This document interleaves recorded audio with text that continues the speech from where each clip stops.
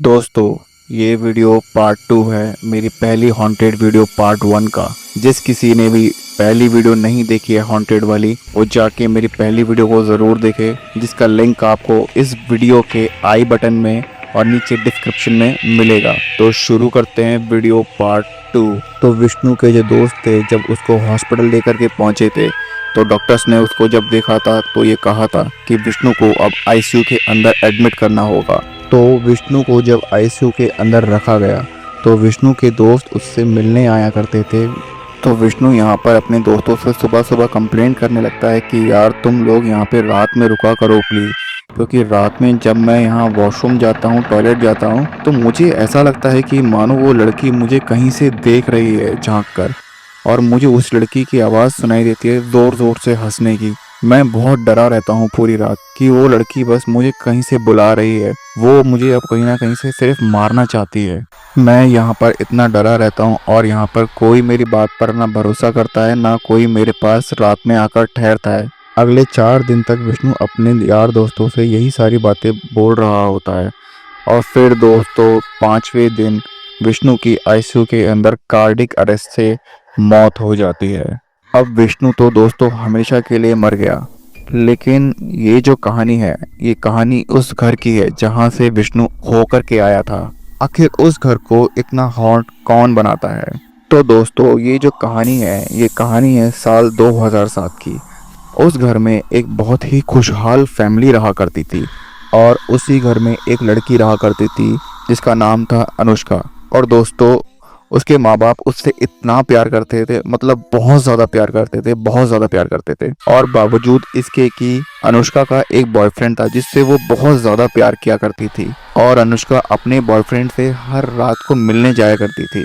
एक दिन अनुष्का के माँ बाप को ये बात पता लग गई कि अनुष्का का कोई एक बॉयफ्रेंड है।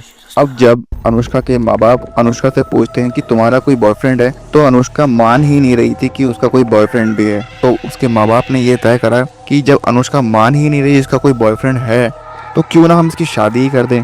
अब अनुष्का की दोस्तों उसके माँ बाप ने शादी तय कर दी। शादी के 3 दिन पहले अनुष्का अपने बॉयफ्रेंड से कहती है रात में कि चलो हम भाग चलते हैं यहाँ से। तो उसका बॉयफ्रेंड कहता है हाँ हाँ हम यहाँ से भाग चलते हैं। तो उस रात अनुष्का अपने बॉयफ्रेंड का वेट करती रही। अनुष्का ने रात 8 बजे से सुबह के 5 बजे तक अपने बॉयफ्रेंड्स को इतनी कॉल्स करी, और उसका बॉयफ्रेंड जवाब नहीं दे रहा था उसकी कॉल्स का।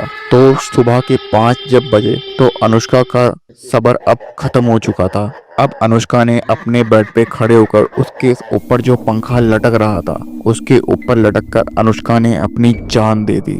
अब जिस दिन से अनुष्का ने सुसाइड किया था उस घर के अंदर, उस दिन के बाद से उसके माँ बाप भी खुश नहीं रह पाते थे उस घर में। उसके माँ बाप को भी अनुष्का की आत्माएं उस घर में नजर आने लगी थी।